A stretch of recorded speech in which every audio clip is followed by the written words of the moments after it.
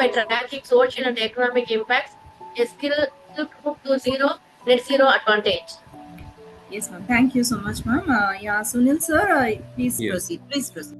On behalf of IGEN, I would like to extend my greatest heartfelt thankful to our chief guest, Dr. Mohammed Saeed Al-Kindi, who is recently joined us. We are very much privileged to have you, sir.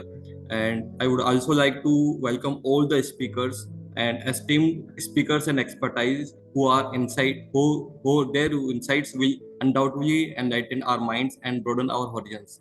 To introduce our speakers, I would like to invite Dr. Srividhya Kumar ma'am for the sessions which is entitled Climate Finance, Building Resilience by Tracking the Social and Economic Impacts, a Silk Road to Net Zero Advantages. Dr. Srividhya is having a vast experience in research and development, educationist, entrepreneur, and quality assurance experts. She is also associated with the various international organizations like UNESCO, UNICEF, Emirates, Red Crescents, and also the IGEN, which is also an international organization nowadays. Over to you, Srividhya ma'am. Thank you, Sunil Sharmaji and the IGEN Group for giving us one more opportunity to be here to join this dais on this platform for this afternoon. So it's a good afternoon from UAE, whichever part of the world, respective to you. Good morning, good evening, and a warm welcome to you all on behalf of IGEN. Thank you so much.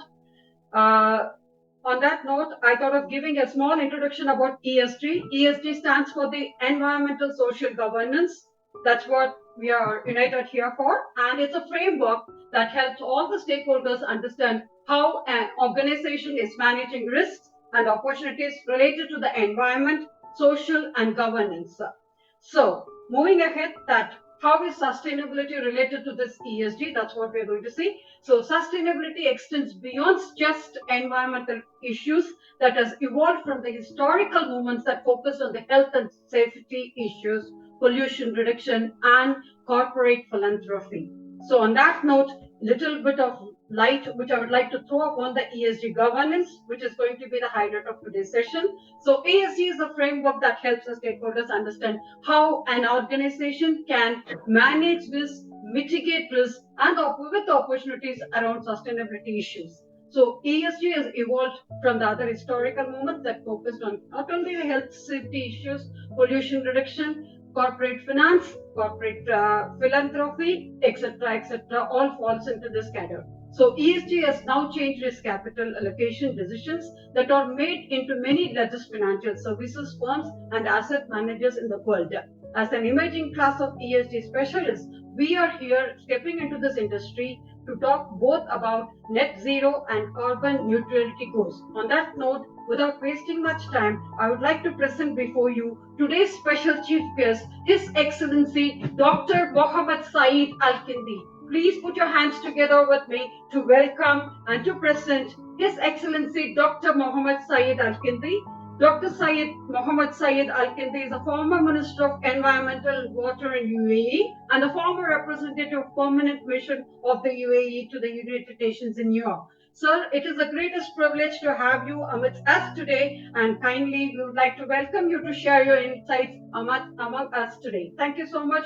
Over to you, sir. Thank you. Thank you very much. Thank you very much. And I'm happy to be with you online here. Very nice. I could continue my speech or I have to wait? We are waiting to hear from you, sir. Okay, very good. Distinguished ladies and gentlemen, first of all, I would like to extend my sincere gratitude for inviting me as the chief guest of this IGEN ENERGATHON 2024 program throughout online organized by EDU Gate Global UAE with Institution of Green Engineers.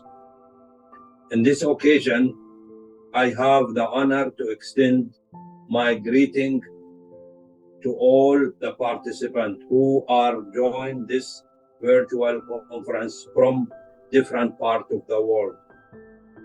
And I would like to extend my sincere gratitude for inviting me to this important online event.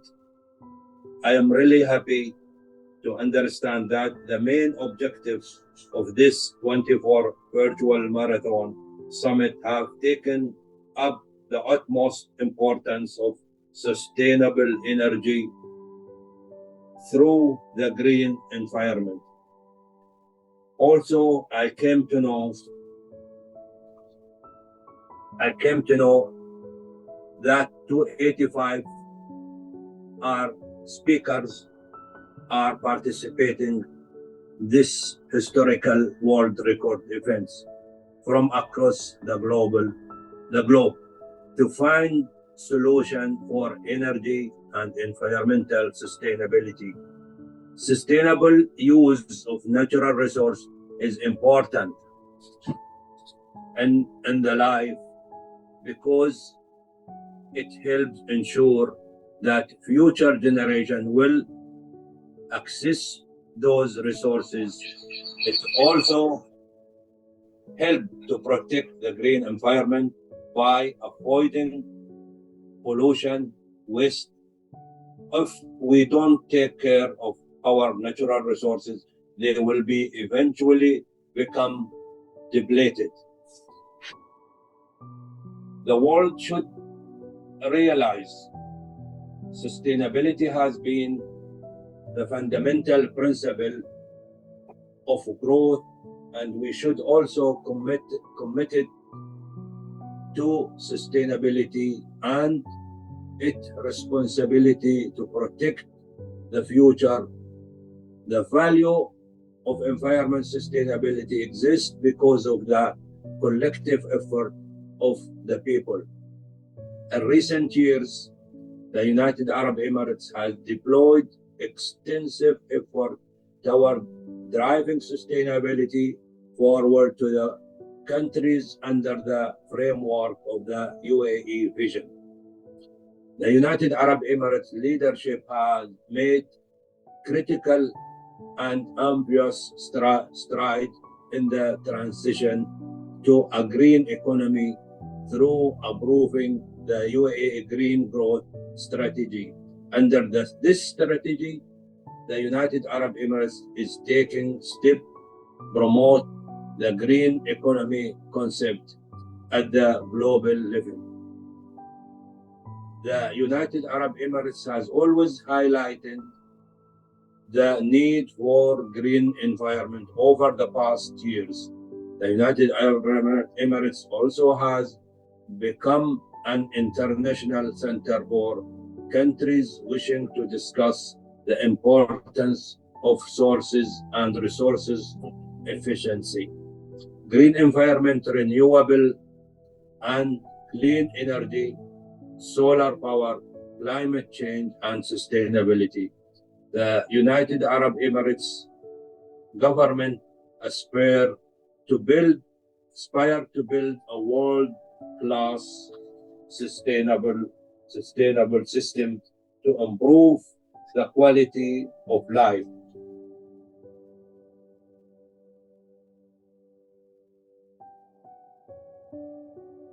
Thank you, sir. And I should appreciate once again the ADU Global UAE Institution for Green Engineers and Sustainable Development Council has taken the initiative of organizing such online meeting to discuss strategies for the efficient and sustainable use of natural resources by effectively adapting sources and resources. We must work together to lead the world toward a more sustainable future and collective global efforts to address climate change. Thank you very much, all the distinguished speakers, guests, participants from different areas, and wish all of you success and a good luck in all your future life. I do sincerely hope that this online meeting will be a real motivation for all of you to work with more sincerely. I will extend my support and cooperation for you all progressive activities. Thank you, and I wish you all the best in your coming and continuing meeting. Thank you very much and all the best. Thank you so much, sir. So we You're need your welcome. strong support to take it forward. Some projects in IGEN, sir, related to Okay. that project. Thank you. Thank you. Thank you, sir. Thank you so much. Thank you so much, sir. Thanks for those inspiring words, and definitely we'll be in touch with you for our further future endeavors. Thank you, sir. Thank you so much. On that note, we would like to open the forum for all our eminent speakers who have joined us. So, as I have just already posted, and many of them have just congratulated me for that, history is just created with this IGEN ENERGETHON 2024. And that's why we are gathered here on this platform, on this, outstanding platform, the one of its kind, because it's a world record certified 54th year Earth Day Index, the third edition event, 24 hours marathon to celebrate the 6 global themes and provide sustainable solutions for implementation. As going by the words of His Excellency, we are here now to discuss on finance climate action, the road to net zero, a global silk route to ESGs through SDGs with climatic finance. On that note, we are here with Dr. Virginia Rivera. Welcome you, ma'am. Professor Jose Estes, welcome you, sir.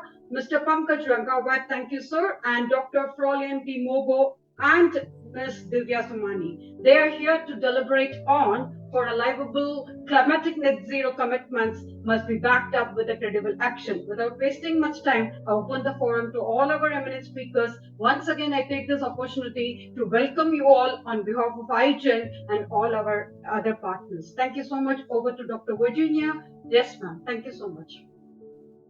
Thank you so much, Dr. Srividhya. Am I audible? Yes, you are. Thank you. Please wonderful. I am so happy to be here today and especially discussing such an important topic. Today I represent IIU, International Internship University. I also represent Mahila Udyame, which is a women's empowerment and business hub. And obviously I'm the vice president of a huge group of companies. I am really, really thrilled because I think that what we will be talking today and what we're celebrating in this IGEN ENERGATHON is something that is key. I don't think we realize how important it is to invest in climate resilient infrastructure. The truth is that we hope that we will be here for many, many centuries to come. And up to this point, we have seen the challenges we're facing because we have not really considered what climate change is doing. At this point, and I have to say, people like you, Dr. Srividhya, always putting effort so we know what to do, so we understand better. So I am really, really happy to be the first one. And my presentation is quite simple. I want everyone that is watching us today to understand the importance and how simple it can be if we do the right things. So we're going to talk about what the problem is, what examples we can offer solutions, what the benefits. So I'm going to do this in 10 minutes or less. So let me go ahead and share my screen. Meanwhile, Dr. Virginia is sharing the screen. Please make me host. Yeah. Can you? You can share the screen. You can share the screen. I would, as we know, as we're talking about the resilience, managing the situation, it comes with the restoration. So, as we have a really short time left, my request to all of the speakers, eminent speakers, is to reduce our time to a little bit from 15 minutes to make it 10 minutes or 7 to 10 minutes if possible. Thank you so much. No problem. Please go ahead, Dr. Virginia. Thank you. I'll go ahead and just start. Okay, wonderful. So let's start our introduction to climate resistance infrastructure. Climate change poses a significant challenge to infrastructure systems worldwide, leading to increased risk of disruptions and damages. What does this mean? It means that climate resilient infrastructure is that is designed and built to withstand any impact of climate change, such as extreme weather events, sea level rise, and temperature variations. The importance of climate finance in building resilience cannot be overstated. as it provides the necessary funding and the resources that we need to develop and implement climate resilient infrastructure projects. So as you think about where you will go to shop, as you think of where your kids are going to go to school, as you think about where you want your children to invest in future housing, this needs to be impacted today. The key points that we'll be discussing is climate resilient infrastructure is essential for ensuring the long-term sustainability and functionality of critical infrastructure systems. Climate finance, and this is the key, plays the most crucial role in supporting the development of climate resilient infrastructure by providing funding for planning, design, construction, and maintenance. Because remember, we can plan, we can design, we can build, but if we don't have the funding in place to maintain, especially update as time passes by, it's like we did nothing. Investing in climate resilient infrastructure can help us reduce the vulnerability of our communities and infrastructure systems to climate change. And we see it time and time again. For a long time, many leaders around the world did not want to accept that climate change was here and was affecting. But today, it is everybody's word because we need to take action. Leading to an increased resilience and adaptive capacity is what we're all looking for. So let's talk about the green infrastructure. What is the definition of green infrastructure? Green infrastructure refers to natural or nature-based solutions that provide multiple benefits for the environment and for society. So think about solutions that we can come up with that don't require cement, don't require plastic, don't require iron. These are natural. Examples of these could be green roofs, the permeable pavements, and rain gardens, right? We see those now. If you go to any country, I would say in Europe, you will look at the rooftop of all buildings and you will see green roofs. I think time and time again, other countries are adopting this, but this is so important. In Colombia, Medellin, it's really, really interesting. Every time an entrepreneur opens a business, they have to commit to reforestation. So they have to plant. So we're looking at solutions that are happening and that are absolutely really wonderful for our climate. The benefits of all of this: manage stormwater. Number two, enhance biodiversity. And number three, improve your progress. We all know that a lot of us suffer in our countries, beautiful countries, with a lot of contamination. When we try green infrastructure, we will help this contamination.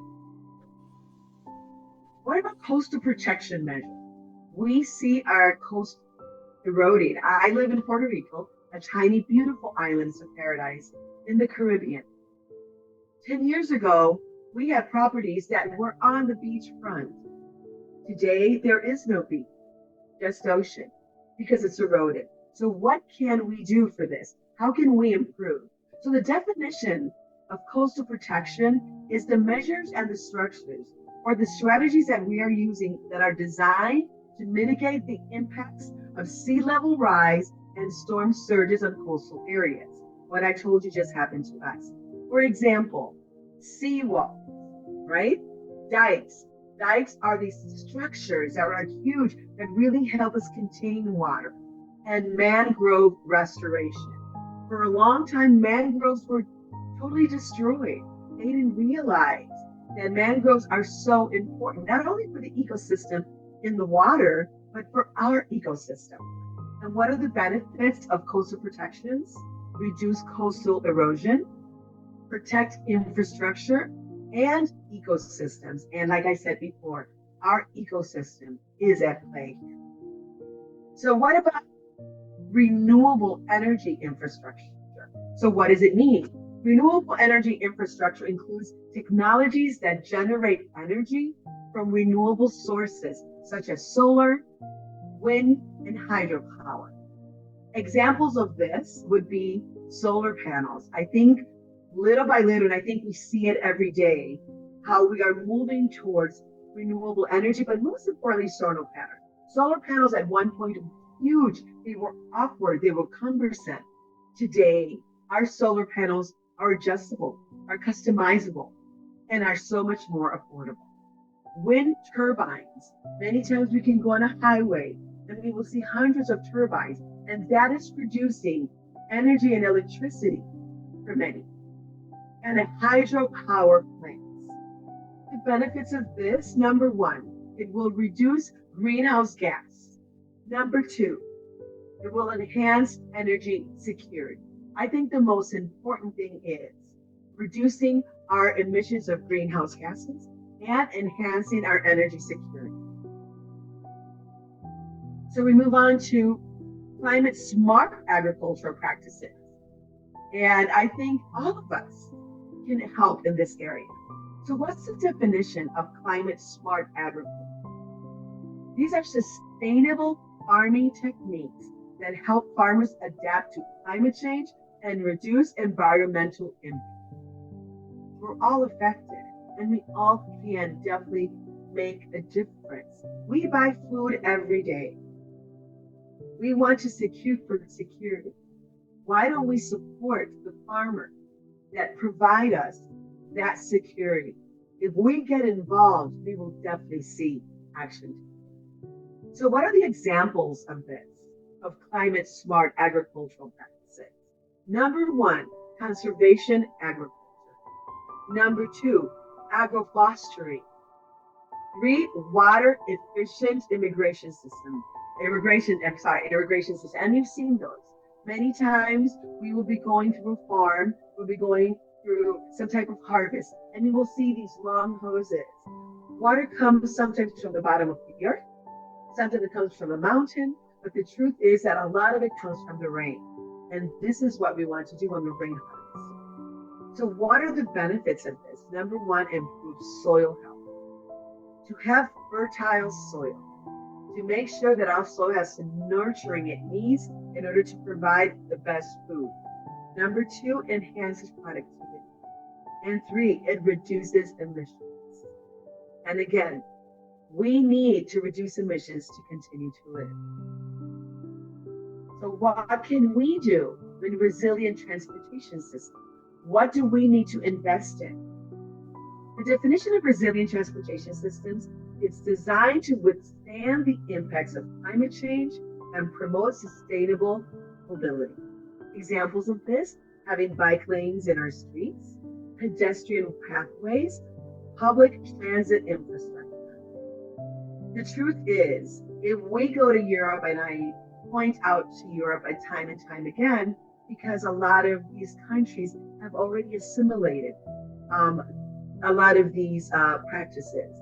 If you think of Denmark, if you think of Switzerland, if you think of people in bicycles, bicycles are just as important as cars. I just went to India, and I have to say that I have seen such an incredible switch from automobiles to bicycles and also motorbikes. The truth is also that motorbikes use fuel. So we need to make sure that we know what fuel are we using for these motorbikes. A lot of these, and we're just starting to see electric motorbikes, but I think we're going to see a lot more of this.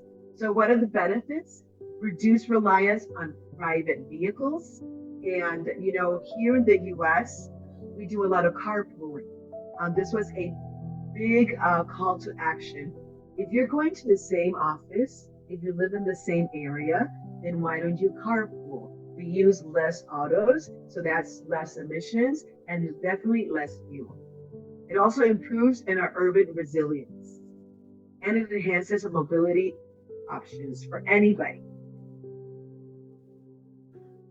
So, just to recap, climate resilient infrastructure refers to infrastructure systems designed to withstand the impacts of climate change, such as extreme weather events and sea level rises. Climate finance plays a crucial role in funding the development, the implementation, and the maintenance of climate resilient infrastructure.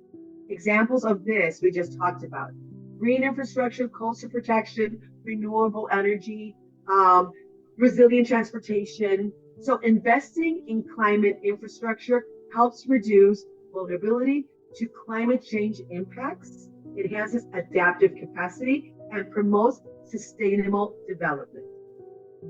Climate resilient infrastructure is funded through climate finance contributions to building resilient, protecting communities and ecosystems. This is why green financing is so important. Our key takeaways. Climate resilient infrastructure is essential for mitigating the impacts of climate change and ensuring the long-term sustainability of infrastructure systems for future generations. Climate finance provides the necessary funding and the resources to support the development of climate resilient infrastructure projects. By investing in climate resilient infrastructure projects, we can build resilience, adapt to climate change, and create a more sustainable and resilient future for all of us. My call to action to every person that is listening today: encourage your policymakers, your stakeholders, and your community leaders to prioritize and invest in climate resilient infrastructure projects. We need to advocate, not only to go there and lobby, but we need to, all of us, advocate for increased funding and resources for climate finance initiatives to support the development of climate resilient infrastructure. And the most important, we need to emphasize time and time again the importance of collaboration and the collective action in building resilience and addressing the challenges of climate change through climate resilient infrastructure. And projects like these, panels like today's, our gatherings where we talk about it, where we really all bring our ideas, our solutions to the forefront. This is how we do. This is how we create a better world for all. So thank you, Dr. Srividhya, for the invitation. And I will be so excited to hear the rest of the session today. Thank you again. Thank you, Dr. Virginia. I think you have summed it so well by the assistance in improving the coherence and coordination, the delivery of the climatic change financing, and assisting the COP in rationalization of the financial mechanism of UNFCCC. And adding on to that, moving ahead with the net zero, your citations from science shows very clearly the avert and the world impacts of the climatic change to make preserve a livable planet of global temperature that has increased, which has to be limited to 1.5 degrees centigrade with the pre-industrial levels. Well, we should take a note of it. And moving ahead to the talk more about the resilience to disruption caused by the climatic change and the standards of net zero emission pledges and right decarbonization targets, I would like to welcome Professor Jose Estes. Professor Jose Estes is the SDG Global Chair and the CEO founder of International Consultant Startups and the PhD Advisor, and he belongs to the third grade of Helix Executive and Postdoctoral Researchers Trade Committee for the Council. And over to you, Professor. Without wasting much time, I think we can go ahead. We are waiting to hear from you. Thank you so much, Professor. Please go ahead. Hello there. Can you hear me? Yes, we do. Okay. Thank you very much for your kind invitation to this fantastic gathering of minds, like I used to say.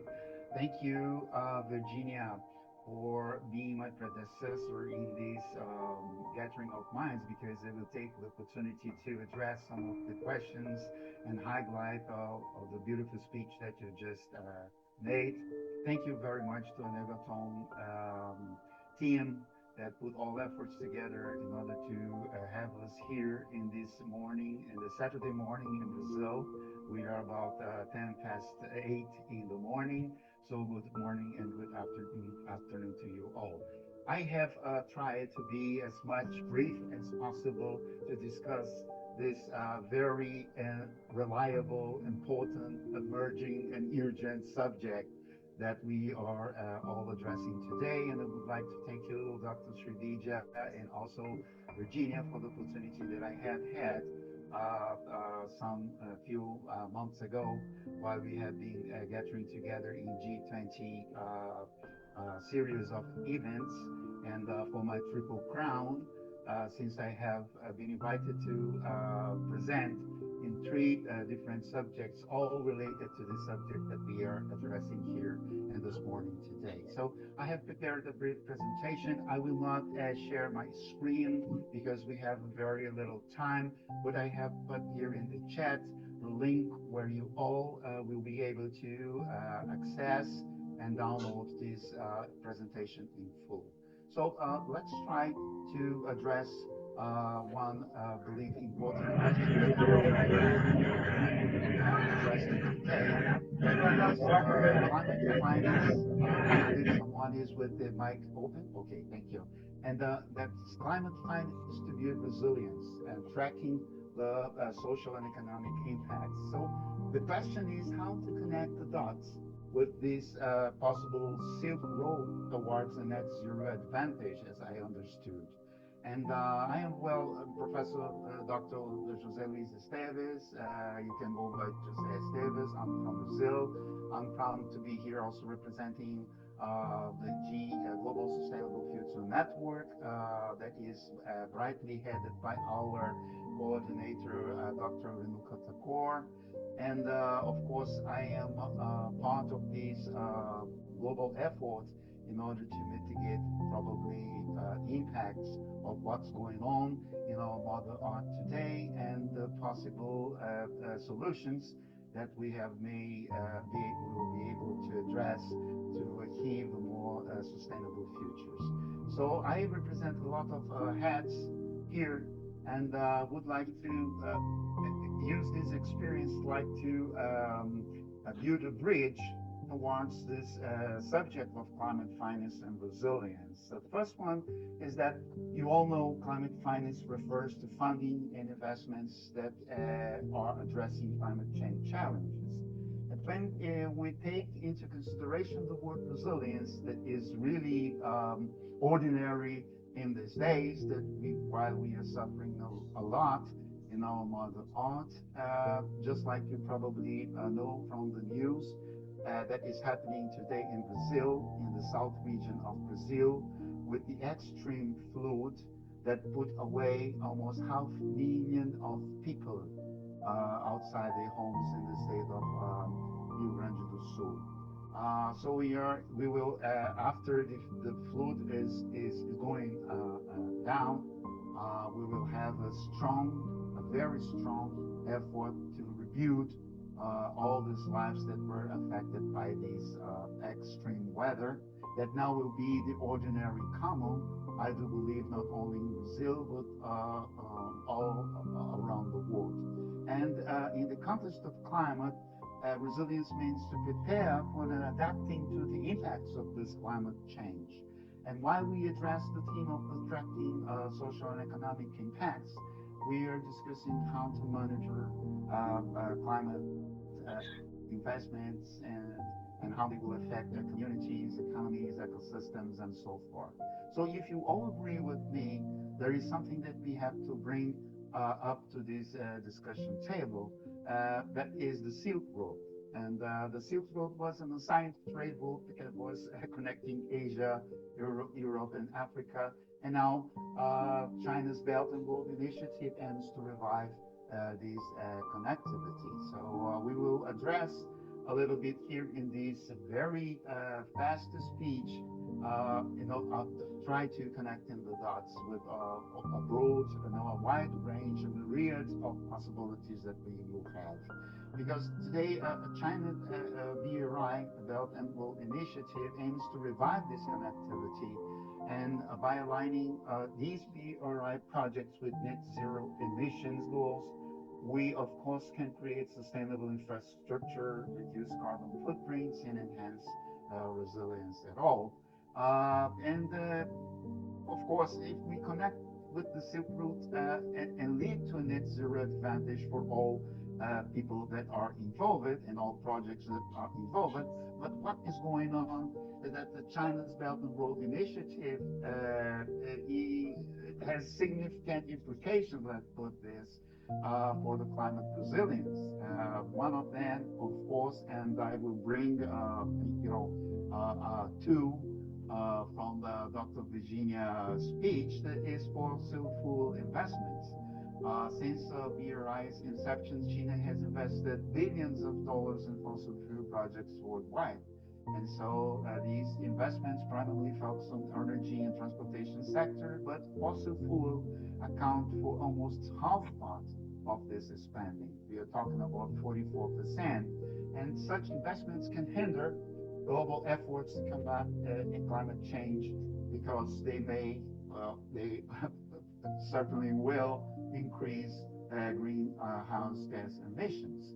So there is a lot of climate consequences, including coal-fired power plants, pipelines, highways. This all can exacerbate, to put a word, climate impacts.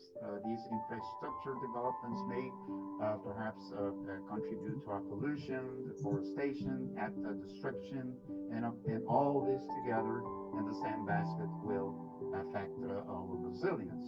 So we have to bring in the discussions like this green alternatives, and the BRI's impact on climate resilience depends on how it will balance economic development with environmental sustainability. To address this, we all other countries should encourage China to green the BRI. How? Offering developing nations cleaner energy alternatives that can, of course, reduce reliance on fossil fuels and at the same time enhance climate resilience. This is necessary on the perspective of the international cooperation that will play, of course, a crucial role in enhancing the BRI climate resilience. There are some knowledge sharing. There are some best practices that we can align, and I will not take all your time to do this, but countries first can collaborate to share expertise in climate adaptation and mitigation strategies. We talk about green financing standards, and multilateral development banks and international organizations can promote green financing.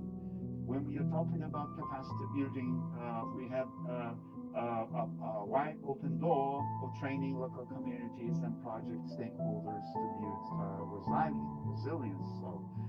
And we address the subject of ecosystem protection, for instance. Cooperation can safeguard ecosystems along these BRI routes. And there is another point that we would like to highlight and bring to the discussion table, that is risk assessment and early warning systems. That these collaborative risk assessments will help to identify vulnerability. So it is a global joint effort, and no matter how government try to address this, we can significantly enhance resilience in the BRI with the private sector involvement. And we are talking again about risk assessment that private companies bring expertise. We are talking about innovative solutions that private firms usually innovate in technology, infrastructure, and financing. We are talking about green investments in order to, let's say, encourage private investments in clean energy and sustainable infrastructure aligning with resilience goals, our goals, sustainable development goals. And when we talk about capacity building, for example, private sector training programs may enhance some local and regional skills. It's time to think more deep about public-private partnerships. It is a collaboration between governments, private firms, NGOs, and funds, and implement these resilience projects.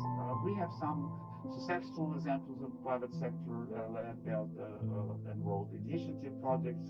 Capital is an Anthrax Technology Corporation that is a battery producer. We have Alibaba, a major tech and fintech company. We have some private mining companies that are investing in metals and minerals that are relevant to the green transition, like mining, for instance, and that is totally associated with the battery and the new sources of energy, reliable sources of energy. And we have, on the other hand, some constraints, like financial constraints, geopolitical risks, environmental considerations that we have to do. We have constraints related to project execution, cross-border project, and then, of course, transparency and governance. And so, in Brazil, We have finally several opportunities to connect with the Silk Road initiatives and leverage and try to leverage the government and private sector efforts towards net zero. We are talking about clean energy export, agriculture and reforestation. We are talking about this brand new north-south railroad that we have here, and efficient transportation, reduce of course emissions from freight trucks, and so far. We have a more strong partnership with UNIDO, that is the United Nations Industrial Development Organization, and we are talking about all this emerging sustainability powerhouse that will bring Brazil's commitment to sustainable position in a global, let's say, I used to say, I like to say, possible global benchmark for net zero efforts. So Brazil can align its Silk Road connections with net zero help to addressing and help to benefit both the economy and environment. So thank you very much for your attention. I hope I have been fast enough in order to interrupt the other speeches that I'm really wanting to see. Thank you very much, and a real warm greeting from Brazil. Let's go, ENERGETHON. Thank you so much, Professor. That was quite insightful, where you broadly referred to any form of financing that combats the climatic change and citing about the negative effects.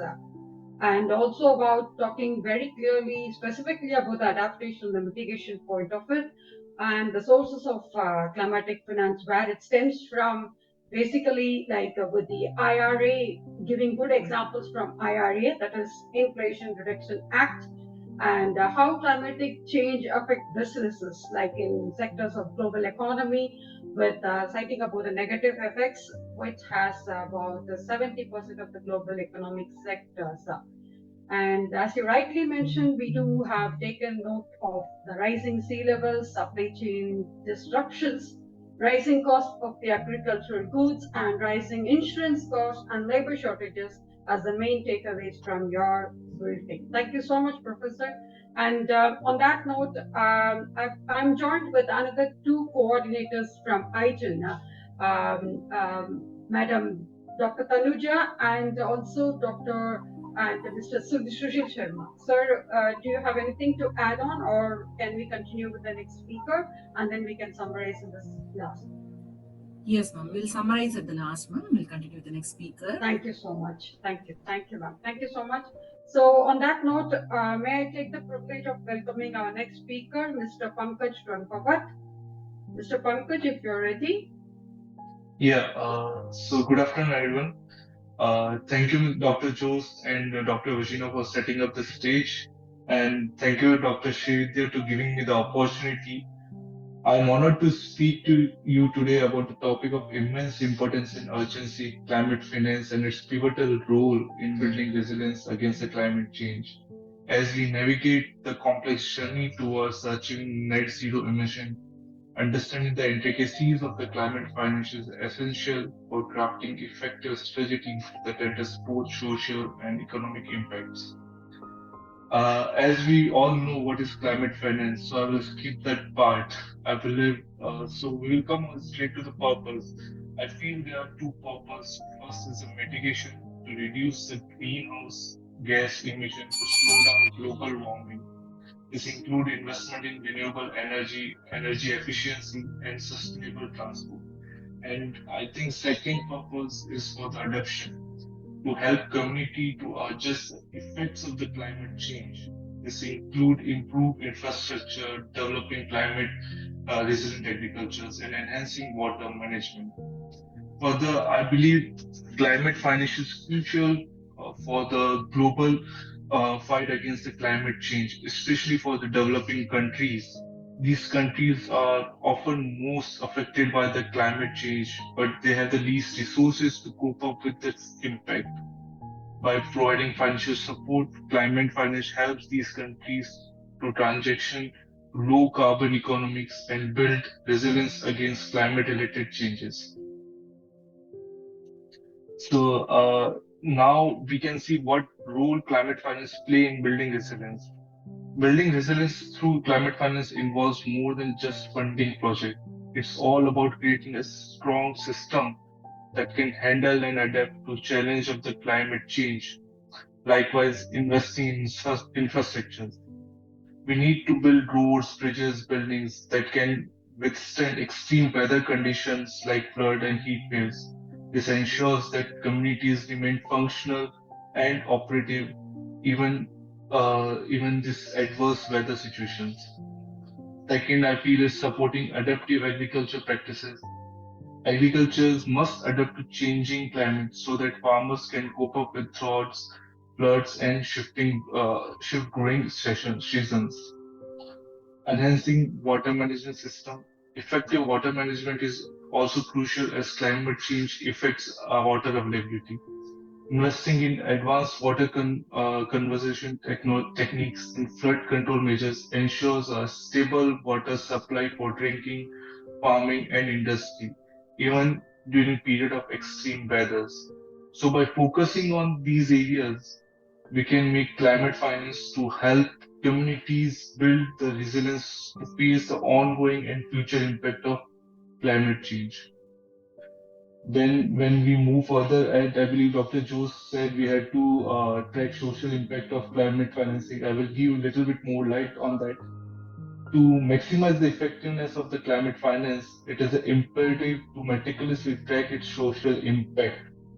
It involves a comprehensive assessment of how financial investments are improving livelihoods of creating job opportunities, enhancing income levels, and promoting economic stability in the community.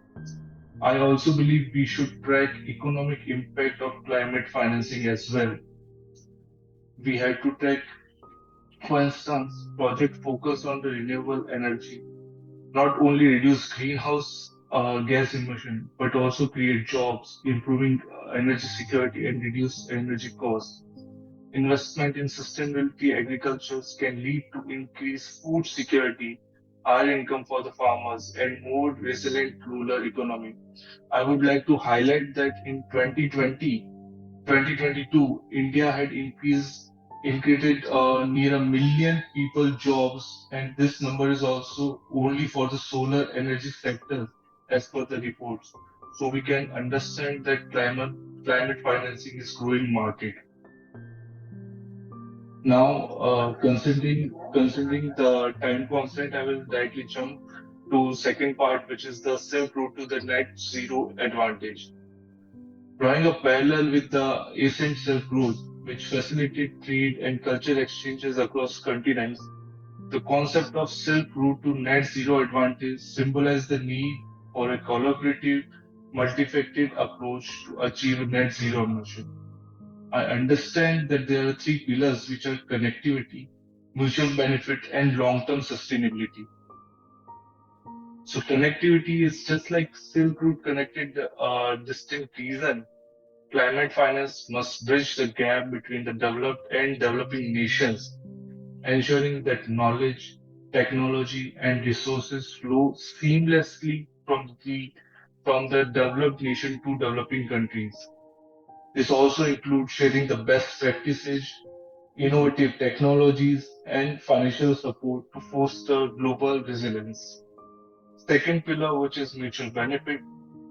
In past, the Silk Route was beneficial for all parts involved. Similarly, climate finance should create a win-win scenario where both investors and recipients gain.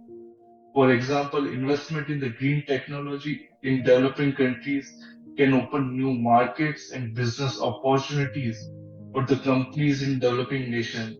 Like in India, renewable energy market is growing like anything. For your information, as per reports, in India, renewable energy market size reached approx $22 billion in 2023. Looking forward, the market is expected to double by 2032 and to reach approx $48 billion. So this is the win-win situation for all. Third pillar we can say is the long-term sustainability. The Asian Silk Road thrived for the centuries due to its sustainability. Climate finance should aim for a long-term impact. by supporting projects that offer enduring benefits such as a sustainable infrastructure, renewable energy system, and resilient agriculture practices. So, considering time, I would like to conclude or to summarize my points. Climate finance is not just a tool to mitigate climate change. It is means of building a resilient, equitable, and sustainable future.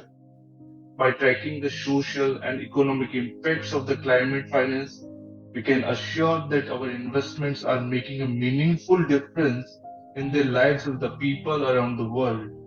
The Silk Road to Net Zero Advantage offers a vision and a mutual prosperity guiding us toward a world where both people and plant can thrive. As we move forward, let us commit to strengthen the climate finance mechanism, enhancing transparency and accountability, and fostering global collaboration. Together, we can navigate the Silk Route to a net zero future, ensuring that no one is left behind in our quest for a sustainable planet.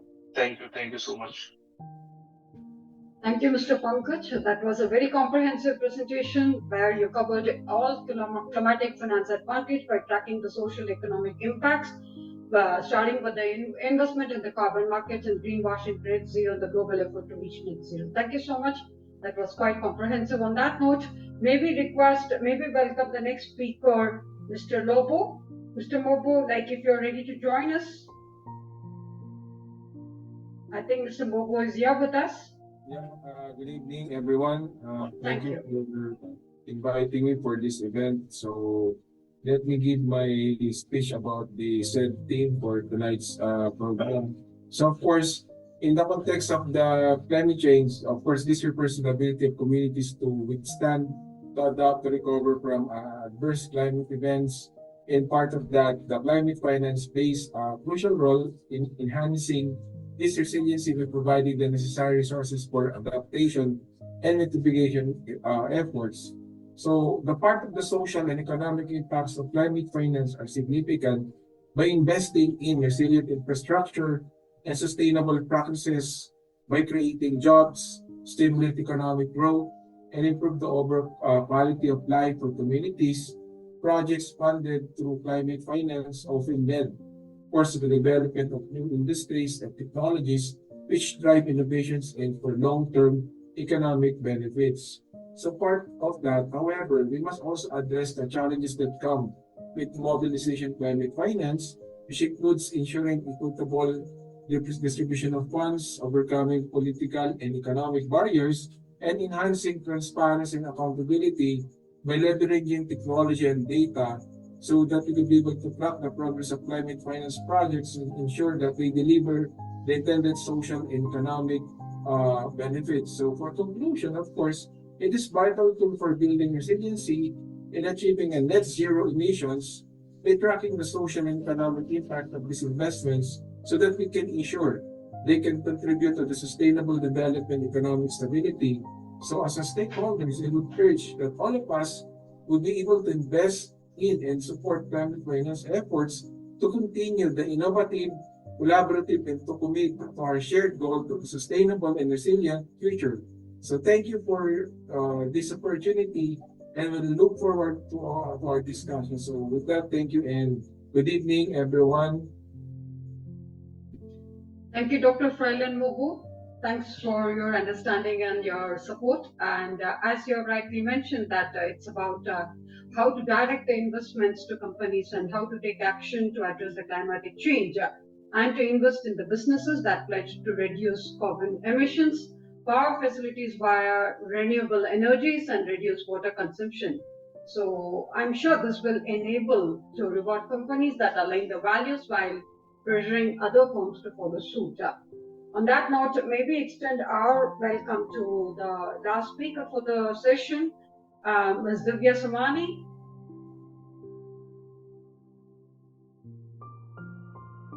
Yeah, hello everyone.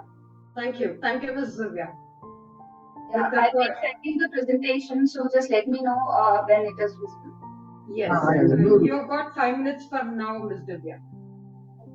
Well, thank you so much for giving me the opportunity. Well, as the name itself suggests, it's IGEN, so it's Institution of Green Engineers. I would say now is the time of not only the engineers but the green engineers. We want to have a scenario where, and we can, protect our Mother Earth. So it's not just the engineer part which will function for that. It will be the green engineers, their motivating ideas. So for that we need support from all over the world. And besides having the idea, see, because ideas will work or will be more helpful only when we have finances to put those ideas into practice. So that is why this whole I think today's topic is based on. It talks about this whole thing of climate finance. So let me just share my presentation and I'll walk through that only. Is it visible? Yes, it is. Yeah, just a second. Let me just enlarge the screen. So as we know, today's topic is climate finance. I'm just moving it a bit in a faster way. So what is the problem statement? As we all know, the climate is changing day by day. Nowadays, it has become very much uncertain.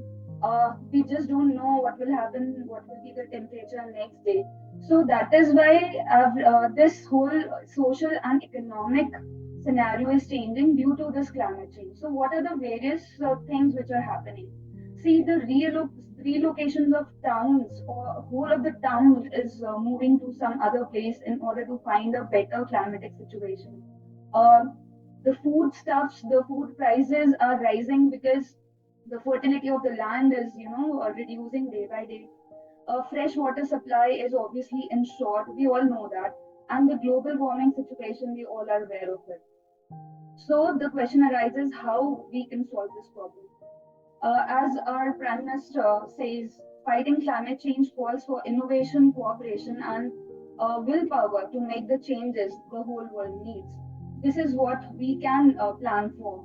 The clean energy systems, that is digitizing the electrification technology, decarbonization of the energy system, smarter urban developments, smart water management, sustainable land use, circular industrial economy. But all these things we day to day we know about it, or we have talked about it, or we listen to these ideas day to day. But how to do it all? That is the question. Where would the funds come from? What is the source of funding? So for that, the answer is climate finance. Just like we have normal loans for any of the projects which we regularly undertake, there is a new concept of green finance or the climate finance, wherein the financial institutions prioritize this particular sector or this industries which are more focused to bring something which is related to renewable source of energy. Like in India, we have a lot of government subsidies and various schemes available for those people who are engaged in e-vehicles or who are manufacturing e-vehicles or solar panels or anything related to that. Our government is very much motivated in that scenario. So that is what the whole thing is about. So let us understand the definition, as the previous speakers have also talked about it. But still, we need to understand this concept. Climate finance refers to local, national, or transnational financing drawn from public, private, and alternative resources of financing that seek support to mitigation and adaptation actions to address climate change. So basically, what you can see is it does not only refers to the local funding, it also refers to national and international funding, which could be from the government or public-private partnership or any other alternative sources. So what is the concept talking about? It is talking about the developing, or it is because it is very much crucial for building resilience, especially in developing economies, by tracking the social and economic impact of the climate-related initiatives. Then again, we are again and again talking about the Silk Route, as perfectly explained by Professor Jose. The Silk Route is a kind of scenario wherein a lot of improvement was done in the trade earlier, and this is what is the requirement for today. So Silk Route here in this context symbolizes a strategic pathway to achieving the net zero emission, highlighting the interconnectedness of various initiatives and investments.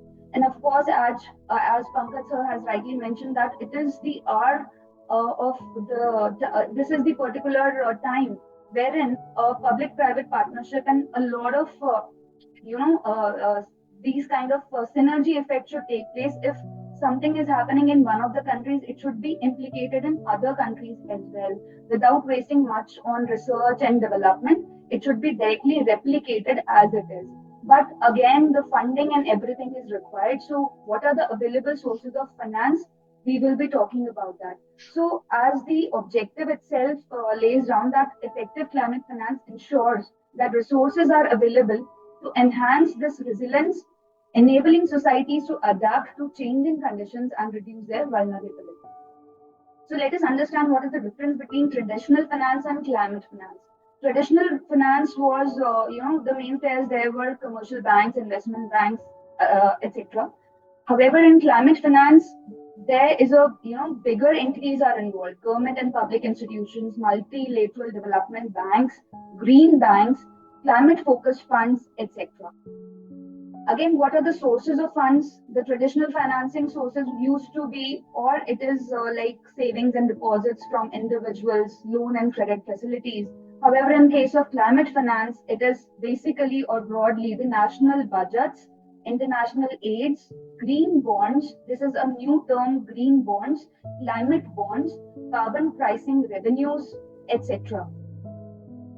So according to UNFCCC reports, year-on-year increase to contributions to climate cause is decreasing since 2016. Though people know about it, but they are not able to, fully contribute towards this cause. So that is the need of the hour. That is what we should be doing. And these are all the differences. I won't be going into detail as we are running short of time. Let us just understand the three main principles of climate finance. First is let the polluter pay. So whoever is polluting, let him be penalized. So that is what the crux of this polluter pay concept is. Second is common but differentiated responsibility and respective capability. So as we know, there are various countries, some are developing, some are developed. So whosoever is considered as a developed nation, they should contribute more to this cause. And they should allocate more and more funds to developing and underdeveloped countries to work upon this scenario. Next is predictability. As we all know, this climatic conditions are very much unpredictable. Sorry for the interruption. We're running short of time. Yeah, I'll be just winding up. I'll just be winding up. Sorry, Divya, please. Okay, sure. So we need to have a proper mechanism to, create a scenario wherein there can be proper predictions and we can allocate the funds accordingly. And I would just like to mention these are the various facilities which are available worldwide from where you can get the funds to translate your thoughts into action. Then these are the initiatives taken by the World Bank altogether. And this is the example which I would like to quote here, like the Delhi Metro network, which is meeting its 60% of daytime demand through solar energy. And this is supported by the World Bank Group. And similarly, various other initiatives are taken by various institutes. So that is what is the need of the hour. Thank you so much. Thank you. Thank you, Ms. Divya. Thank you for that quite inspirational presentation. With due respects, I would like to request you to share your presentation in the chat box such that we will be able to take it forward. Thank you so much. Well, our key takeaways before we wind up the session is the climatic finance that involves funding and financial mechanisms aimed at addressing the climatic change. It encompasses a range of financial flows from the public, private, and alternative sources that are directed with activities that mitigate climatic change, enhance resilience to its impact, and support sustainable development. Thank you so much. On that note, we would like to thank IGEN ENERGATHON for giving us this wonderful opportunity, and the team IGEN for accommodating us. Thank you, and we would like to really request for an apology for our next speaker who has been waiting for us. Yeah. I'm sorry. Thank you. Thank you very much, all the speakers. I will, Madam Zahira, madam, you can take. Yes.